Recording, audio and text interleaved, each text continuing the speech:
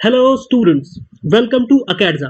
तो बच्चों, आज हम लोग पढ़ने वाले हैं डेफिनेट इंटीग्रेशन में कैसे ऑड और इवन फंक्शंस को हम लोग इंटीग्रेट करते हैं और उससे रिलेटेड प्रॉपर्टी क्या होती है।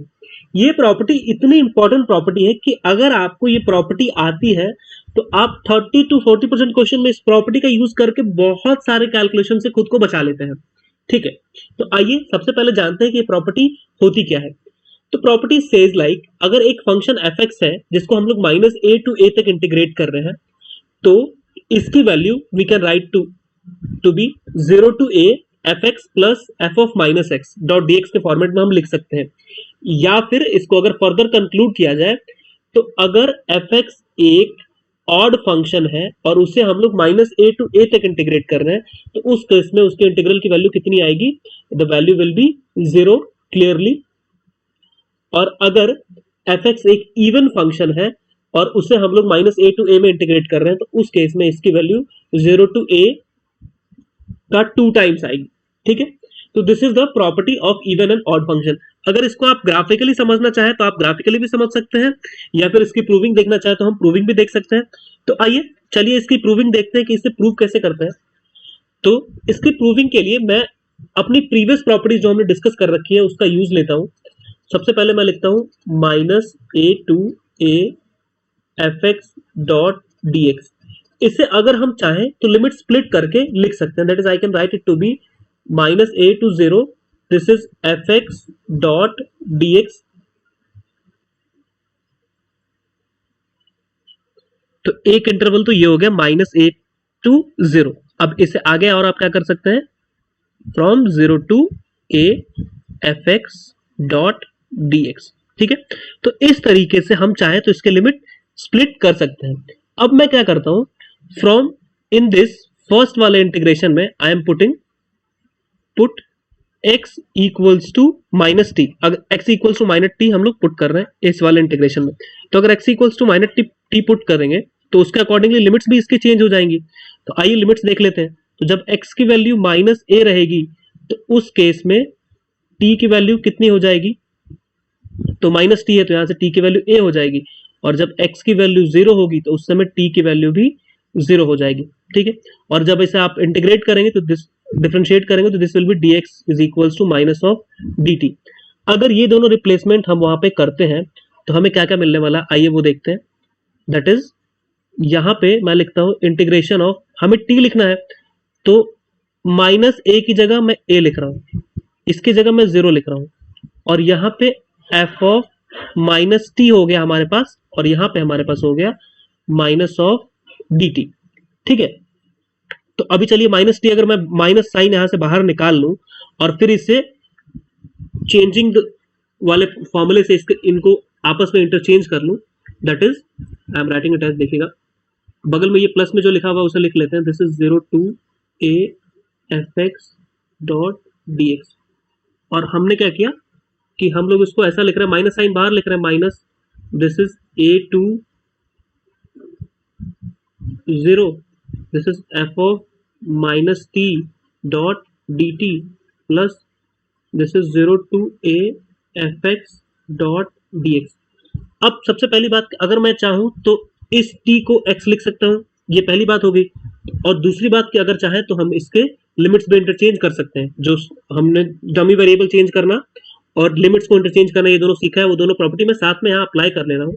और मैं लिख रहा हूँ लिमिट्स चेंज करने के बाद एक माइनस साइन आएगा जो कि इससे बैलेंस हो जाएगा, तो this will be from 0 to a, और ये हो जाएगा f of minus x and this will be d x. हमने डमी वेरिएबल भी चेंज कर दिया, this is 0 to a F x dot D x. Okay, तो from here onwards what we get this is integration of 0 to a f of minus x plus F of x and this times of dx। ये आ जाएगा हमारा final integration की value.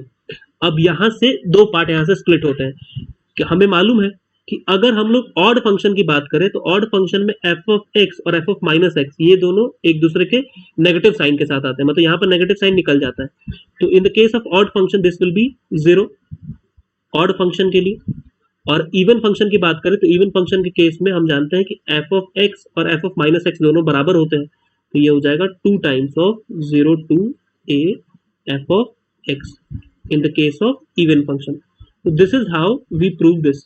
ठीक है, तो चलिए proving तो चलिए अलग बात होगी, प्रूविंग से ज्यादा इसका यूज इंपॉर्टेंट है कि इससे यूज हम लोग कैसे करते हैं, क्योंकि अगर हमें इसका प्रॉपर यूज आ गया अच्छे तरीके से तो आप इतने लेंदी कैलकुलेशंस को इतने इजीली स्किप कर सकते हैं, हम इतना सोच नहीं सकते।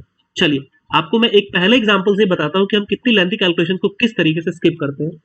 तो क्वेश्चन हमें दिया हुआ है कि from -1/2 to 1/2 sec x dot ln 1 - x upon 1 + x। सबसे पहले ये -a to a टाइप का दिख रहा है, तो मैं ट्राई करता हूँ कि इस फंक्शन के बारे में पता करना कि ये इवन है या ऑड है। तो अगर ये फंक्शन हमारा f(x) है तो हम f of -x निकाल के देखते हैं। तो चलिए यहाँ पे मैं लिखूंगा sec of -x, यहाँ पे लिखूंगा मैं ln 1 x की जगह पे -x, तो दिस विल बी +x, और यहाँ पे हो जाएगा 1 - x। हम जानते हैं कि sec of माइनस थीटा जो होता है वो sec थीटा ही होता है, तो इसे मैं sec थीटा ही रहने देता हूँ। और इससे अगर चाहूं तो I can reciprocate with a minus sign, इसको मैं ऐसे लिख सकता हूँ ln 1 - x upon 1 + x to the power -1, और ये माइनस साइन में बाहर लाऊं तो this will be minus of sec x dot ln 1 - x upon 1 + x। आप क्लियरली देख सकते हैं कि हमने सेम फंक्शन लिखा है but with a negative sign. तो here we have minus of fx। तो यहां से हमें क्या मिला, f ऑफ -x जो है वो minus of fx, that is odd है। और ऑड फंक्शन के केस में अगर सेम इंटरवल में इंटीग्रेशन किया जाए तो उसके इंटीग्रल की वैल्यू कितनी होती है, 0 होती है। That is we have -1/2 to 1/2, और जो ये ln sec x फंक्शन दिया है that is this is sec x dot ln 1 - x upon 1 + x dot dx will be equals to 0। देखिए हमें इंटीग्रेट करने की जरूरत ही नहीं पड़ी, इसलिए ये वाली प्रॉपर्टी इतनी ज्यादा इंपॉर्टेंट हो जाती है कि अगर आपको फंक्शन डायरेक्टली दिख जाए कि वो ऑड है या फिर इवन है तो हमें हो सके तो इंटीग्रेट करने की जरूरत ही ना पड़े, क्योंकि ऑड होगा तो डायरेक्ट 0 लिख लेंगे और इवन हो जाएगा तो जो लिमिट हो जाएगी वो कंसाइज हो जाएगी, 2 टाइम्स कर देंगे हम उसे। आइए चलिए एक और क्वेश्चन देखते हैं। अगले क्वेश्चन में कहता है कि -1 to 3 we have tan inverse x upon this plus tan inverse x² + 1 upon x dot dx। तो इसे हमें इंटीग्रेट करना है। तो इंटीग्रेट करने के लिए मुझे दिखता है कि -1 से 3 की बात हो रही है, तो अगर मैं चाहूं तो क्या इसे मैं दो अलग अलग पार्ट में स्प्लिट कर सकता हूँ, -1 to 1, और यहाँ पे tan inverse this is x upon x² + 1, और यहाँ पे tan inverse x² + 1 upon x, और अब इसके आगे की लिमिट आगे पकड़ा देते हैं, that is I am writing from 1 to 3 this is tan inverse x upon x² + 1, और यहाँ पे प्लस में tan inverse x² + 1 upon x, और इसके साथ हमारे पास यहाँ पे बाहर में dx है। ठीक है, चलिए फायदा क्या मिला ऐसा करने से, देखिए इसको अगर हम लोग ध्यान से देखें तो ये वही -a to a है।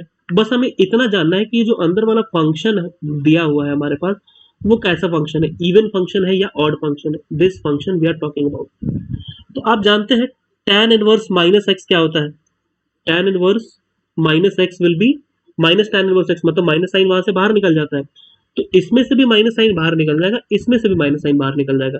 तो clearly this is a odd function, और ऑड फंक्शन होते ही हमें सबसे बड़ा फायदा क्या मिलेगा कि इसके इंटीग्रल की वैल्यू आ जाएगी 0, बिल्कुल।